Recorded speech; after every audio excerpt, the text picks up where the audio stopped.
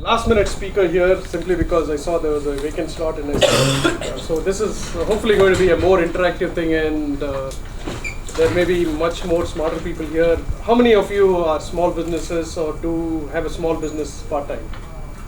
Okay. What I'm hoping to achieve is to, if you're not a small business yourself, I want the focus is to make your next Thanksgiving a success. Because cousin Sally or Aunt Martha is going to ask you like, hey, I have a small business. How do I use all these things that you're telling me about Facebook and everything to further my business? So that's my goal today. So yeah, that's a good looking turkey dinner there. Most small businesses are already savvy socialites. I mean, we can probably learn a trick or two about them, how they manage to use word of mouth to spread their message or talk about their product. But they're also very innovative. They always want to try new things. They are probably the heroes of the American economy. And the unfortunate thing is they have so much to do and very little time to do that.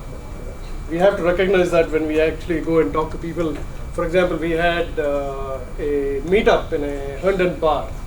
And I wrote about it on my blog, and the next time I went there, I go to the bar manager and say, hey, you know what, I wrote about your bar in a blog. He's a busy man. He probably doesn't even have time. And Jimmy's is one of the award-winning bars in Virginia. But he said, blog? What are you talking about? So Jim, my friend Jeff Hibbard had to translate and say, what he means is he wrote about you on the internet. He said, oh, okay, now I get you. So we have to be conscious of that when we talk to small businesses, is that their main focus is on their business. They're not going to be on the social media tools like many of us. The 3-point program, again, like I told you, when Aunt Sally or Aunt Martha talks to you, tell them there are 3 things that you need to do. And I think if any of you attended Joel Markowitz's session a little earlier, he talked about you should have a story, you should have a tribe, and then he left it open for everybody else. So what you should do is you should first listen. That's one key thing. The second thing is to participate, and the third thing is to contribute. And by listening, the first thing is like the media is so large. Earlier it used to be a newspaper, you just read the newspaper, you found out what everybody was talking about. Then you watch TV and listen to what the newscaster was telling you, what everybody was talking about. That scenario has now changed. In the internet world where there is hyperconnectivity, conversation goes on 24/7. This is like a small restaurant in Herndon, Virginia.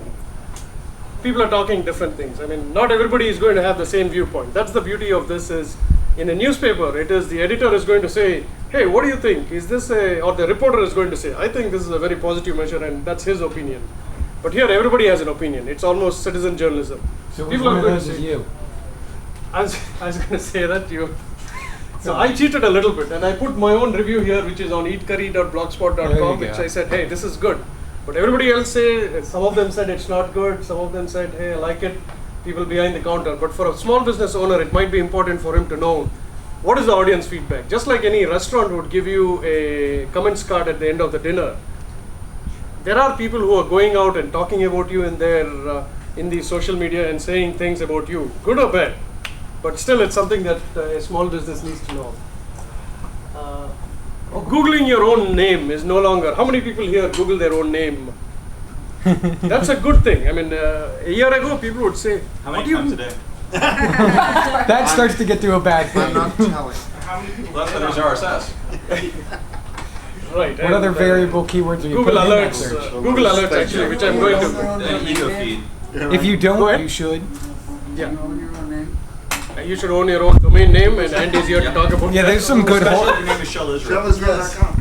There's some great horror stories of people who've been bashed on their own domain. So you're finding out what customers are saying about you. You're finding out even what your competition is talking about you, or about themselves, for that matter. So listening tools. I think as soon as I asked, people came up with a lot of different tools. But some of the tools that I have, and maybe you know something that I haven't mentioned, please say that so we can share those tools. Google Alerts. If you're an RSS reader or if you want to get it in email, Google Alert is a very good way of not only Googling your name, but also having a alert for your own keyword. I mean, you may be the best florist in Herndon, so if you want to say, looking for a flower shop in Herndon could be a keyword that you have an alert for. So if somebody is asking about that in New Jersey, he wants to send his mom a flower arrangement in Herndon, that's what they would be talking about. Technorati is a blog search engine.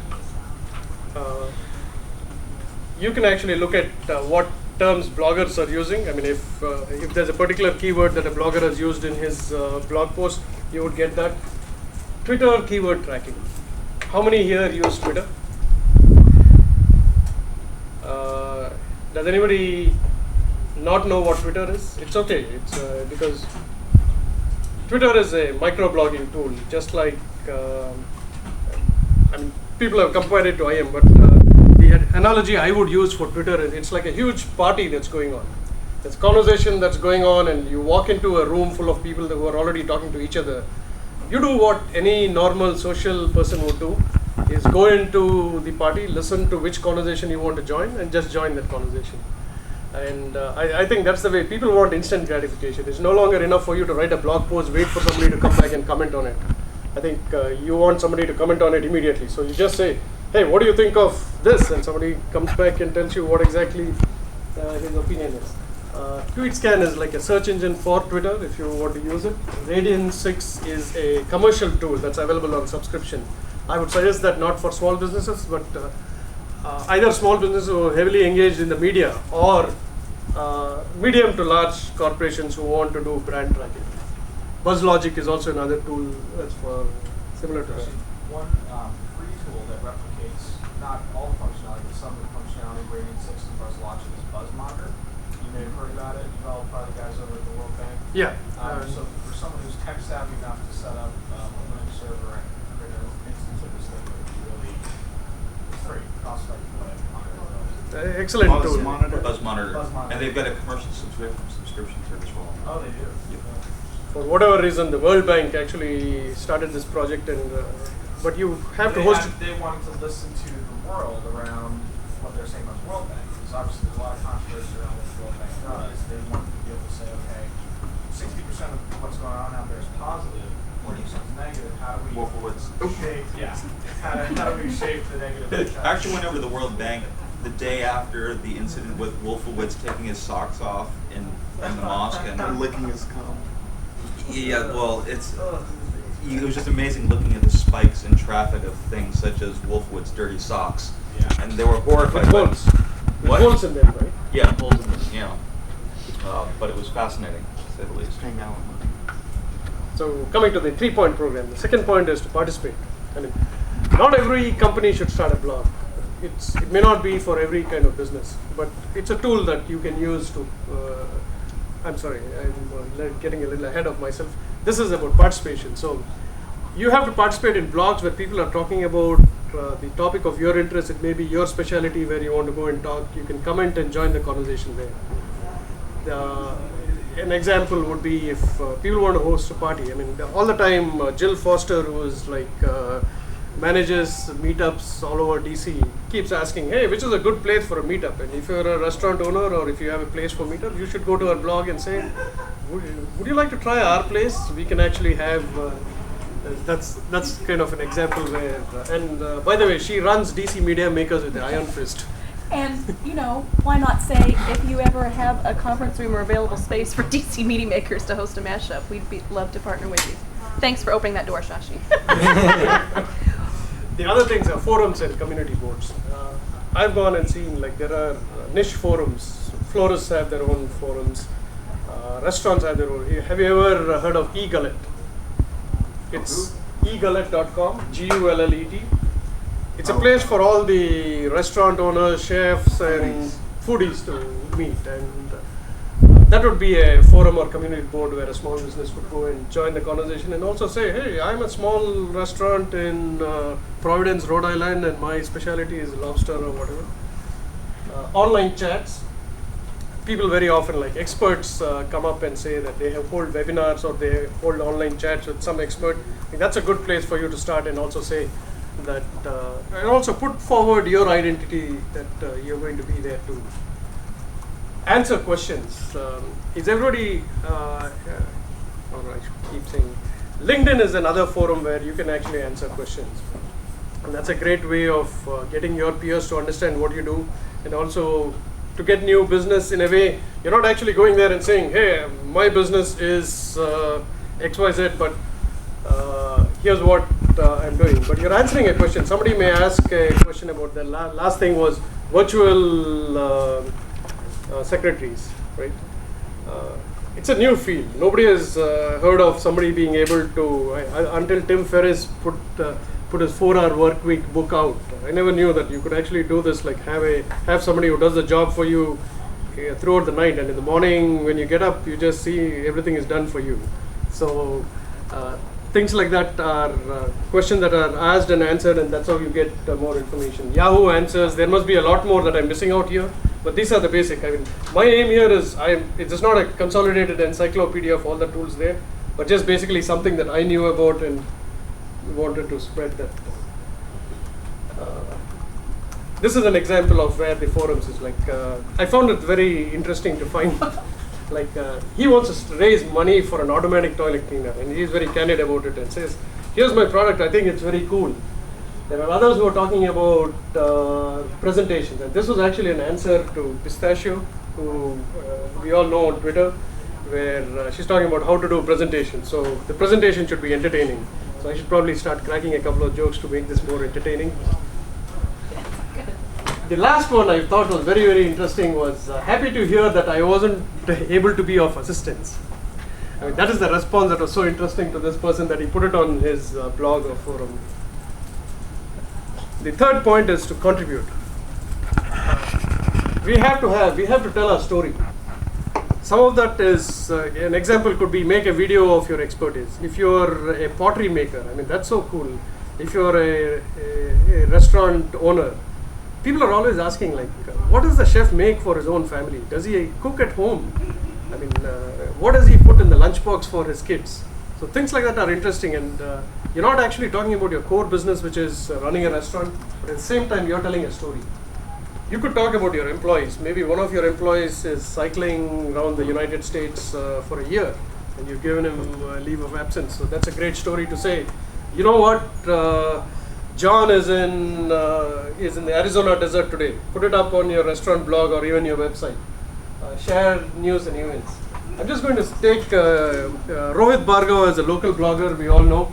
He's written a book called Personality Not Included. There's a graph in that which says that any product should be unique, authentic, and talkable. He called it the UAT formula. So that's exactly the same thing would apply to any story that you would like to talk about. It should be unique. It should also be authentic and talkable. And if you say like Domino's Pizza, very often when we have the Redskins playing, has a promotion that says if they hit so many home runs, that's the amount of discount that you'll get. If suppose Pizza X starts the same thing, it's not a unique story. Home runs? Did you catch that? I was going to tease you. You said home runs and Redskins. It's football, but it's all right. That's good. This is close enough. I should have put it. That was the joke. Man. The sports That was joke. a joke. Yeah, thanks. But I'm zero as far as my sports knowledge is concerned. That's the disclaimer. I do want know to that put. pizza promotion well, though. I've done it a few times. It's good. Okay. Thank you, Andy, for keeping me straight. This is some of the tools that a small business can use. And again, blogs. If you're a blogger, that's only part of the story. You need to be. It's a very easy to use tool. That's how it became very popular. People can just instantly publish. You could say something immediately and put it up. You could say like, for example, I have a. Some of my knowledge for this presentation is not necessarily my work at Network Solutions, but it's mainly the same analogy that I used at the beginning of the presentation. Is friends and associates who own small businesses, who every time are asking me things. How do I do this? So there's an Indic restaurant in Washington DC. Sometimes they have celebrities coming in, and the chef actually started a blog. He calls it Chef Vinod at typepad.com.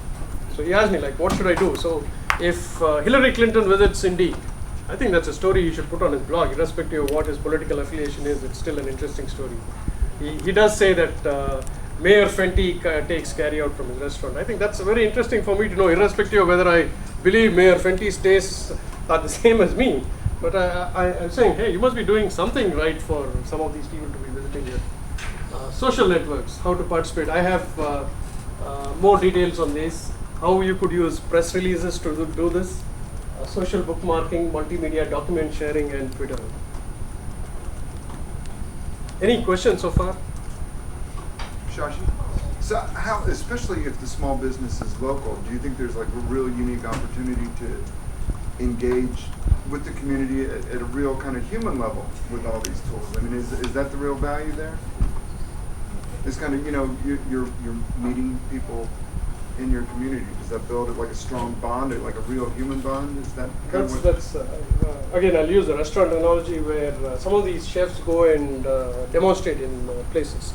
So that's where they would use what you're saying is, hey, go there and say, here's my blog, I have my recipes on my blog, when they're actually meeting real people. And at the same time, also when they build up a following, they will be telling them on their blog, here's where my next demonstration is going to be. And I think that's the connection between offline and online.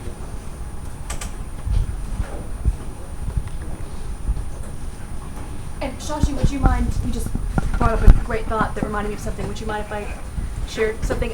One thing that Jim and Shashi just reminded me of is I run a small consultancy, little business. It's the little engine that could, but I've learned a lot and have enjoyed the clients. And bottom line, in terms of social media, extending what Shashi is saying, I've really enjoyed forging relationships on social media, and it certainly starts out as the light, sometimes cocktail hour type of talk on social media, but then you start fertilizing ground toward other more results-driven potentially business substantive types of relationships that did lead to meetups and boots on the ground socializing that would lead to types of relationships that your business can gain from. So what I have found with what Shashi has discussed is the online social networking, if you've chosen tools that you feel really confident are tools that align with your mission and your product, etc. I have found that online social networking,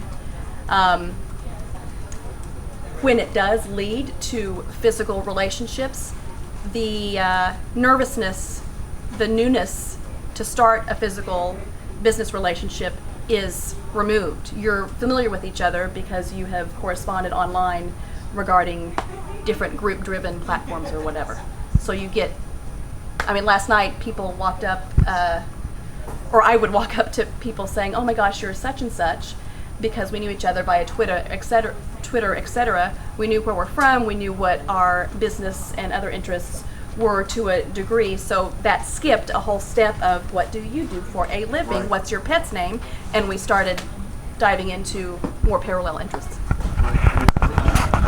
all these tools help create, it's a great equalizer. You can be sort of all of a sudden on a very equal footing with some amazingly influential and rock star sort of people out there. Because you're talking about similar interests and you're talking at a very human level with these tools. That's a great point. And I found this too, where you have a conversation with somebody online for a lot of time.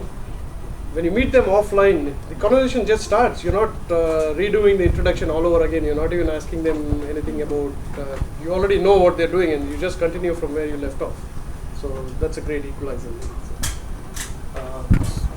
Social networks in Facebook. Again, a restaurant owner or a small business person has to be very careful about how much time they can get involved in this. But there are some things that can be run by the fans themselves, like a Facebook fan page would be one example. This is a Chinese noodle restaurant in Australia. I'll give you an example of something that happened in the Washington DC area, and I'll take the same example of Indy. So there are several restaurant owners. I used to be in the restaurant business before, so that's the reason. Again, that's another confession I must make. I asked several of them. I said, you should have your own Facebook profile just for keeping in contact with people, if not for anything else. And the same chef Vinod had his Facebook page up for a couple of months, and he had exactly 8 friends. Washingtonian decided to write a story, and the theme of the story was foodies in the Washington DC area in their Facebook pages. So they featured him, and they used the sentence that we have, hey, here's a foodie Washington DC area chef of Indic restaurant, and he has only 8 friends. The surprising thing he says was, the reaction was that I started getting calls from my customers saying that, hey, we read this article and I'm on Facebook, I'm going to be your friend. So he's built up, I think he told me 40 to 50 people just like that. So that's some benefit that he never expected when he would do that. And I think it'll be very easy for him to communicate to his customers through Facebook, whoever follows him, to say, here's a new event or here's a special dish if they want to do that. And since Facebook is so, you can read it, it comes in your feed, you can read it or you don't read it. It's not like email where you necessarily open it and do it. MySpace, I know it's a tool that you can use. I've not dealt with it much, but mainly if you're a small business, I've heard in the entertainment or the music space, that's a good place to be in. LinkedIn. If you go to LinkedIn, it's like a business-to-business kind of networking, but there are some inbuilt features that you could use. If you keep changing your profile, you can actually broadcast it to everybody. And I'm not telling you to every day change your profile and say, here's the latest special dish of the day on your profile. But it could be useful if you're opening a new restaurant somewhere, you put you add it to your profile, and that could be something that you could broadcast to your network on LinkedIn. Again, the same thing about answering questions. LinkedIn has a nice algorithm now that it actually comes and recommends some questions that it thinks that you can answer. I think that's a cool thing that they've done. Do you use Ning at all? I use Ning, but I consider Ning as something that is reusable. If I wanted a small business to have its own social network, I'd probably suggest the first thing to them. That's a good point. So if a small business wanted to start its own social network instead of going to LinkedIn or Facebook, what Andy talks about is Ning, and it's a free tool. It gives you almost like a Facebook type of functionality for free. And Nick, you should read Social Times or allfacebook.com. I'm only saying that you may be defensive if I say something about some other tool is equal to Facebook. No. I'd be interested to hear from what they feel the most relevant use of Ning would be for specific types of businesses. And what I mean is probably those that customers would really benefit from knowing one another. So let's say it's a pet shop or something around animals. Everyone loves to meet fellow dog owners or fellow cat owners. It would make a lot of sense to have like a DC Ning pet owners thing around your business. And maybe for mechanics it doesn't make sense. You don't really care about who else is getting an oil change at the place that you go to. So I just wanted to throw that out there as a... Yeah, I know I've come across a couple of examples of Ning societies for very specific things, but I don't know if any small business has really succeeded with that. Yeah, that'd be a good thing for the next podcast if I ever talk to them. It's funny you mentioned pets. I have somebody who wants to talk to you. Dogs, cats, You're right. Been there, done that.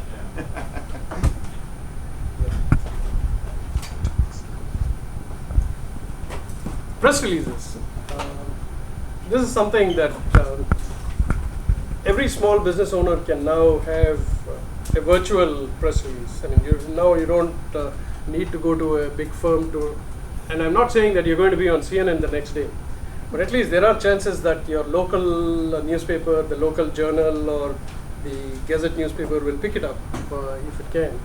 You can either do it, something like PR Web costs $75, I think. But these things are free, and you could actually Google free press releases and do that. But these are some things that I've actually tried, and to a certain extent it helped. But we have to be very careful in all this. We should not be using it to spam anything. Again, apply the formula: unique, authentic, and talkable. So go ahead. Yeah, I was just going to interject. Please don't send press releases to bloggers unless you have some kind of established relationship with them. I'll get pitches and press releases from people that I have no clue who they are, and it's really hard for me to tell them, I'm sorry, I have nothing to say about this. And when they're just trying to get me to repeat what they're saying. And it can backfire on people people as well, because That's I will right. occasionally get press releases that are so obnoxious. I blog about how obnoxious they are. Yeah. You know, I posted verbatim and say, look what was just sent to me. This is crazy. Don't pitch me, bro. Yeah. But I think this removes that aspect of it, that you're not pitching any individual bloggers. I'll give you an example where I think this succeeded. Was On Sale Promos is a local business. So, and if he asked me like, what could a promotional company or a corporate gifts company do something special? So they started a new line of green goods, like things that are totally environmental friendly for corporate gifts. That I thought was something that I hadn't heard before. So that was something that they could go and submit. It's just like you write an article and it's like a form that you fill up on all these sites. And whoever subscribes to these sites will get the press release. So, and I think to Annie's point, if you are going to pitch it to somebody, you better make sure that you know the person, or you know that he is in your field and he or she is in your field and is going to be open to your pitching them. And if you go to the SEO world, that's another link for you.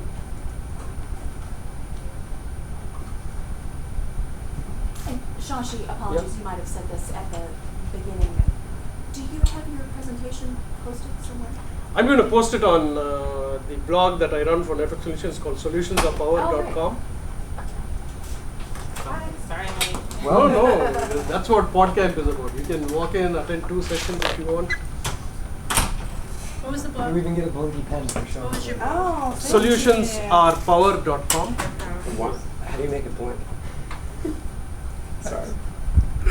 Are you like dissecting it? I've like disassembled this entire thing and don't understand. You over-engineered it. It just click the button. I don't know. The one I took on, I just clicked the button. Maybe you have to flip the battery around. Yeah. The other tool that small businesses can use are blogs. Now, the American Express survey says only about 5% of businesses that have less than 100 employees are using blogs. It actually tells you again, to my point, that small businesses can be doing all these things simultaneously all the time, because then they won't be running their businesses. At the same time, if they want to have a long-term evangelism, it's not, some of the small business employees may already be blogging. Maybe that's the platform that the owner needs to get on and say that, hey, is there a way that, or if you're blogging about your life here, I mean, maybe that's a good thing for the business. Guy Kawasaki, if you're blogging and no one is reading you, are you even blogging? So that's a challenge. I mean, you could start a blog and put it up there and wait for your audience to come in. But if the audience doesn't come in, then that much effort has gone waste. So that's where microblogging tools like Twitter will probably help. Multimedia. Have you ever gone to, have you ever gone to Flickr and done any searches for images? Very often you'll find that people will take photographs of dishes. I am one of them. I'll take photographs of dishes, write which restaurant it is from, write what the dish is. Sometimes to use it for my food blog, but other times just generally because it's there. I recently went to the Grand Canyon and I called the blog post the restaurant at the end of the universe, but this is like in the Grand Canyon West. Right on top of this mountain is this small Indian nation that has great food. And that's something that I didn't expect to go there. I thought that they'll have some, most of these cafeteria style burgers that they'll have and just go through, but the food was so good that I had to take pictures and blog about it. So that's something that your customers are already doing. It might help you if you take pictures of what you're doing, your products, or pictures of your employees and put them up. I tracked one small business through several social media. I don't have that in this presentation, but just to say what people had taken of the small business was present in all these social tools, but they never knew it. Because customers are actually going and posting reviews and pictures and doing that. JumpCut is a Yahoo property. I don't know where it's going because Flickr has started allowing you to upload pictures. But the only advantage of JumpCut at that time was it would allow you to add titles and do some editing of that. YouTube, everybody knows that if you have a video, how would a small business use YouTube? Maybe it would take a picture of somebody cooking a dish. The chef could give a demonstration on YouTube every day. Somebody could show different napkin foldings to their customers. So ideas like that, the small business owner can come up with, but here's a media that they can put it up instead of just putting it in their photo album and displaying it to their customers. Hey Shashi, Yeah. on the video side, a lot of people, I've encountered different ideas and approaches on the video. If you create like a little show, a little brand video episode show for your company, do you want to distribute across multiple platforms? I mean, that's kind of my way of thinking. I want to get it out as far as possible, and because people are going to find it in different places. But then there are other people who say, even Andrew Hyde said, well, if you want to build a business on video, then keep it in your walled garden. What is your thought, or anybody's thought on He that? says think platforms that distribute it across every single. Yeah, like YouTube mobile and get it everywhere. Yeah. And have it on your on site. Fiddler, Vimeo, Yeah. YouTube, Yeah. everything. Yeah. There's a specific example, and I think some of you were there at South by Southwest for the Geico Caveman thing that we did. It was really important for us to have only a couple video clips up in the onset that everyone would know to reference and look at, because that boosts our views tremendously in the first 24, 48 hours, or 60,000 views or whatever it was of these videos. When that happens, you become featured, and then there's that virtuous cycle of gaining more popularity and views and comments and favorites, etc. If we had just blasted the net and put it on MetaCafe, YouTube, Fiddler, anything else you can imagine, that pool of views would have been distributed across too many platforms. We wouldn't have reached featured status. We wouldn't have reached that virtuous cycle. So you have to consider, how do you aggregate the views around a piece of content so that it gets that traction. So in other words, if you're talking about like the million views is what you want to reach. You want to reach 1 million in one place, not across so many platforms that in those platforms, you're reaching a kind of number. I think what you're marketing and who you're marketing to. Right. 1 million views might be nothing, or it might be something. 2,000 views might be something, depending on a highly niche product with a highly niche audience that you're looking at. So you have to consider the full universe. That audience is your audience. 3,000 people total. Is your universe 200? So What do you think? If you have a campaign that you're already preparing for, I think that use case absolutely is what you should consider. Like, you're already campaigning for iHeartCaveman.com, so you don't want that audience to distribute to other places. But if you're just kind of positioning your business to new audience, then I think you shouldn't care about which channel you should. Would that be right? Okay. And one of the examples of using video to succeed is another friend of ours called WineLibrary.tv. Brick and mortar business. Father kept hitting him on the head and saying, "Come on, join the business," and he didn't want to do it. So what he did was he completely changed the business himself, and he started doing videocasts of WineLibrary.tv. The videocasts were much more popular, but at the same time, his business also improved because people started taking his recommendations and ordering the wine from their wine store in New Jersey. So And he's now a TV personality. And He now gets he's, invited on Ellen and stuff like that. And also he's a social media personality. He comes and talks. One day he'll be at one of our meetings too.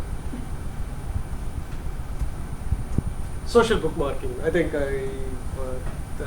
I'm going to go through this pretty quickly.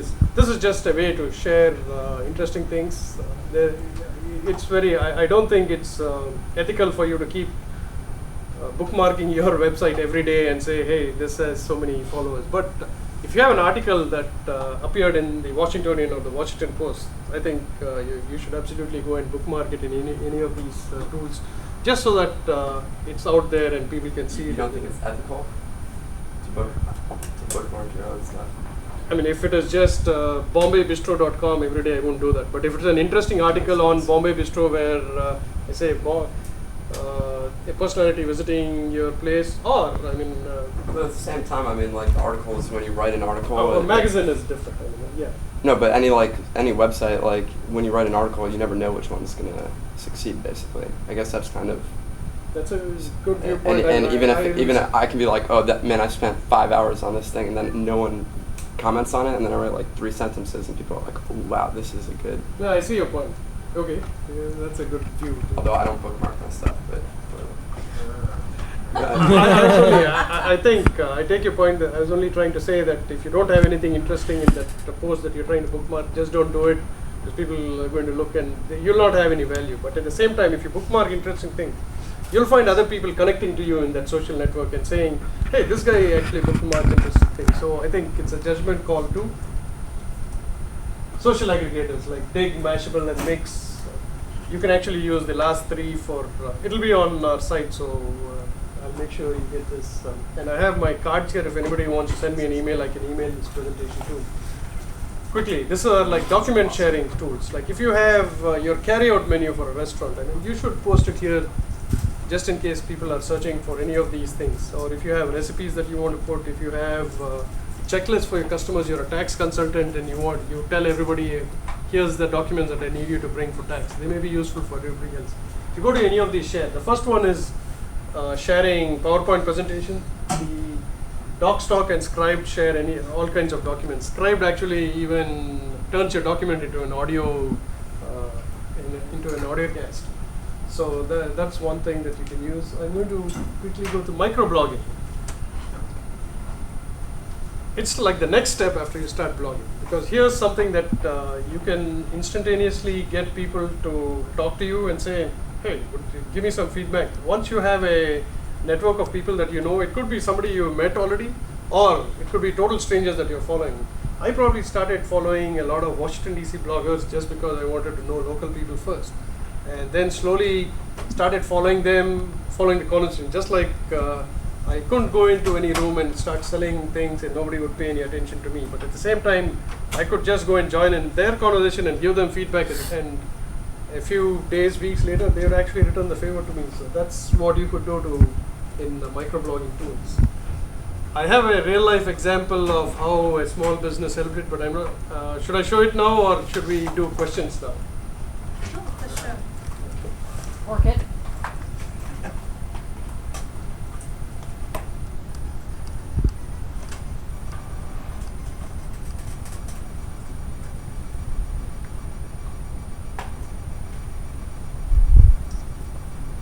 Do you have the audio enabled? Good question. I'll use my. From the looks that you'll have the audio. This is your own thing. No. This is yours. You'd be surprised if who's going to come. But this is your web channel. Yeah, this is my web channel.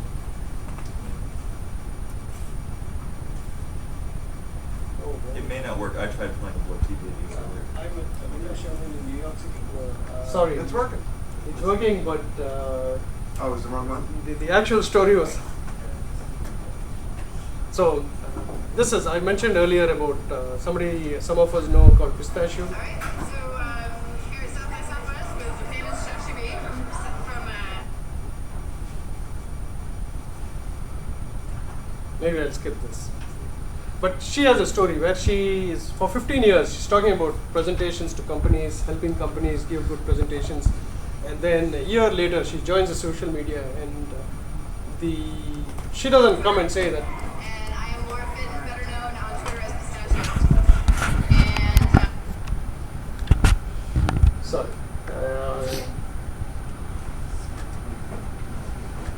I'll have it up, so you should listen to a story where she talks about how it changed, and she just joined Twitter just to talk to people, and she has very interesting things to say, and people who follow her, I think, get. But at the same time, if one of us is looking for some help in terms of presentations, guess which company we would first choose?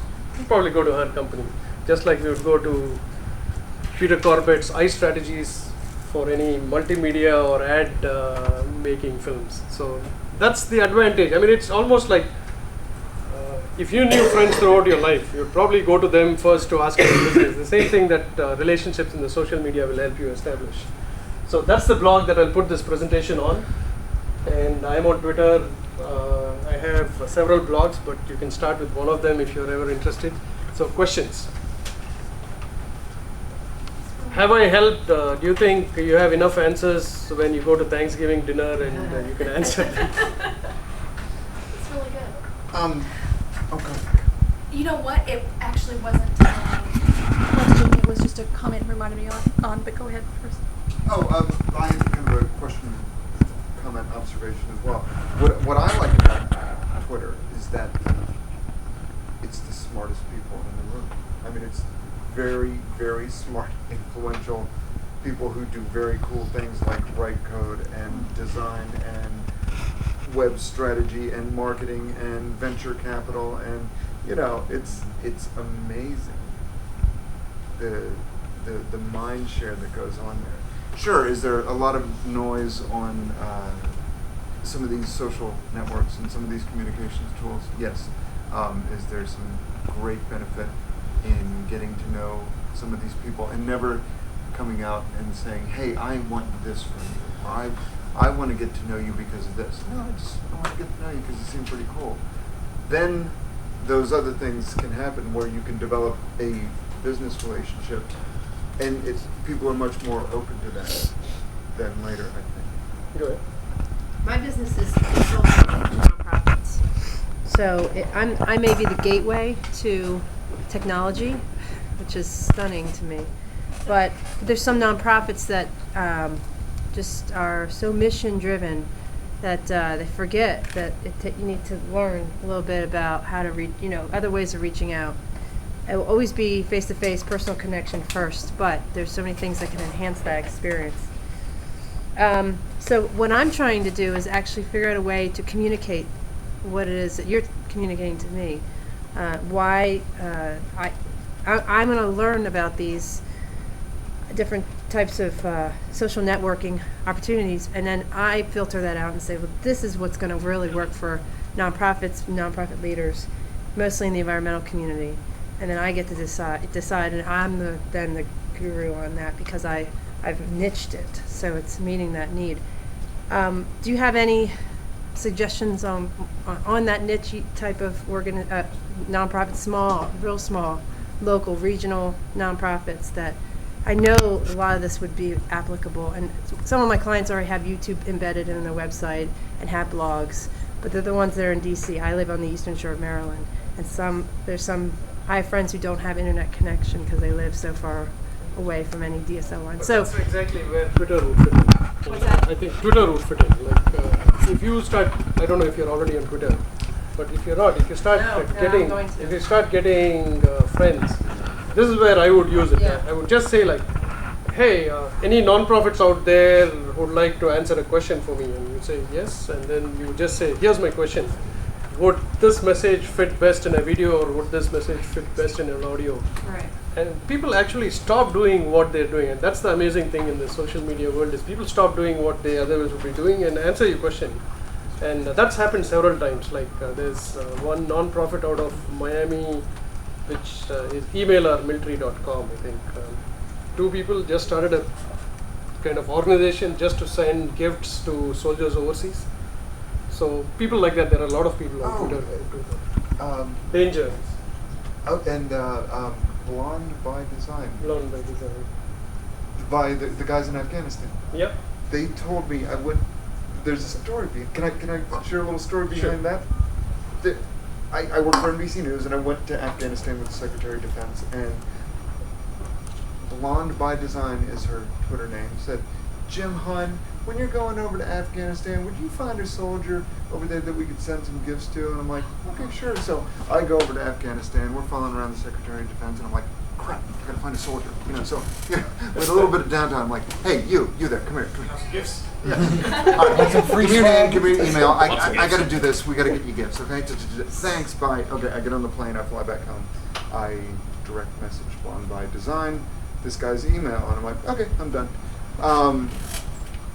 It evolves into this tremendous outpouring of love and gifts and care packages. And these guys love this stuff. They're in pardon my French, they're in a shithole in Kandahar, taking fire, just going out on patrols. And it's not a glamorous life at all. They have to stand in line to get on the internet and talk to their loved ones. And to see this outpouring that these people on Twitter, all I do is I like, you, come here, give me the email now, okay? And that was the extent of my involvement.